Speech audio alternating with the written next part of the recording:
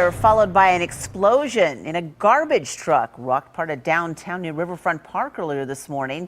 News Channel 5's Cuthbert Langley's been on the scene all morning down on First Avenue near Broadway getting the latest. So what are you hearing from authorities as far as what might have started this, Cuthbert?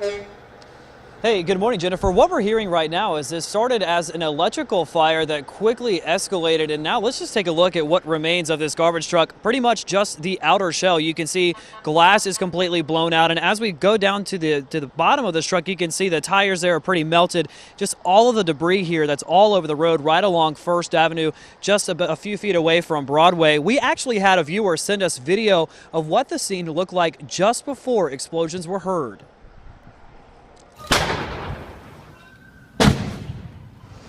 So you hear those two explosions right there. Now, police say a driver was actually inside of this garbage truck. The gauges started going crazy, so thankfully he got out, looked underneath it, and sure enough, he saw sparks going underneath the truck. So he ran away, called 911, and that's when the fire you're seeing right there broke out, followed by those explosions. You can see just how high the smoke was going and how big those flames were. These explosions were actually loud enough to be heard across the river in East Nashville as well. Now, we spoke with a witness who described what she saw as she was driving by the scene.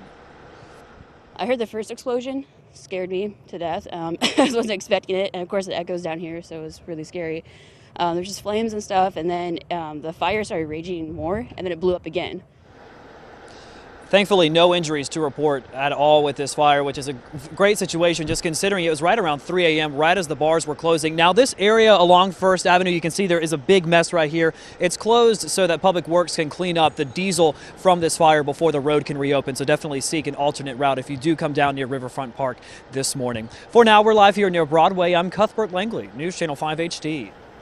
The search is on for 4 people who held up a Donaldson gas station at gunpoint overnight. It happened at the MAPCO on Stewart's Ferry Pike around 10:30 last night.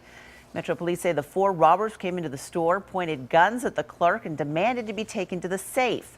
Police say they tried but were not successful at breaking into the safe, but they did get away with the cash from the register. They fled the scene in a 90s model gray Oldsmobile sedan. It's looking like Black Friday wasn't as busy as it has been in years past, and the early consensus seems to be that stores opening on Thanksgiving make Black Friday shopping a little less crazy. Experts say yesterday's crowd seemed lighter than previous years. Sales numbers are expected to be released a little later this weekend. And with Black Friday behind us, now many are preparing for Small Business Saturday. The movement to support small local businesses started back in 2010 as part of an initiative with American Express to support small businesses during the holidays. The idea has since taken off and is recognized across the country.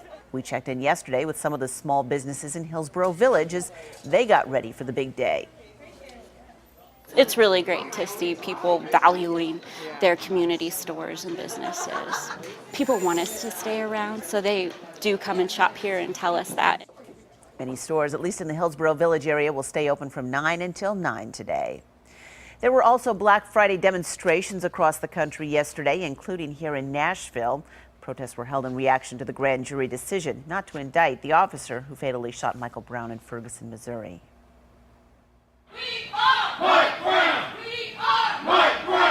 Small group of protesters marched through the West Nashville Walmart at 7:30 last night.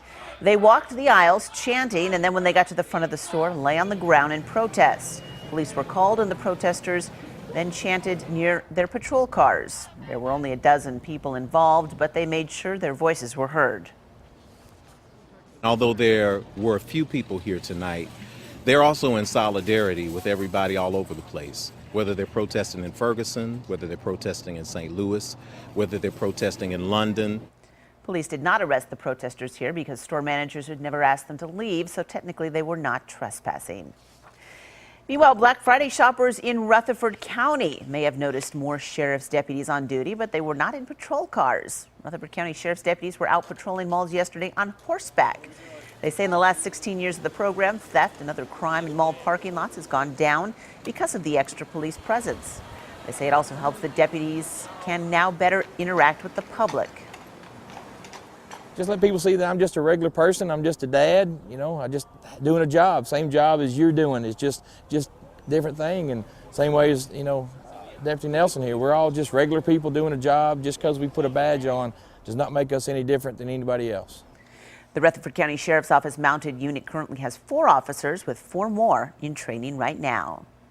And you just may find one of the best holiday shopping deals of the year at the gas station. According to AAA, the average price for a gallon of regular gas fell to $2.79 yesterday. Analysts forecast prices will continue to fall and could go as low as $2.50 a gallon soon. Cheaper gas may be one of the reasons more Americans are feeling better about the economy overall. In fact, in a recent CNN poll, 52% said they think things are going very well or fairly well in the country now. It's the first time in 8 years that a majority of Americans have felt that way. One of Tennessee's death row inmates has died. The Department of Corrections says Gregory Thompson died from natural causes.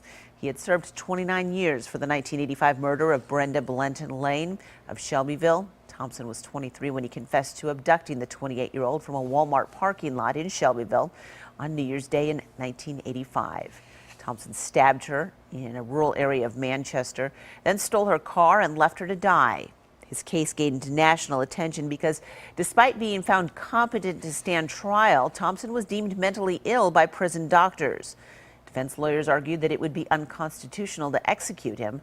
Lane was a former newspaper reporter who was working for the United Methodist Publishing House at the time of her death. A former Ku Klux Klan chief will finish his prison term here in Nashville. Tennessean says 55-year-old Ronald Wayne Edwards was transferred from a maximum security prison in Indiana to a residential facility here.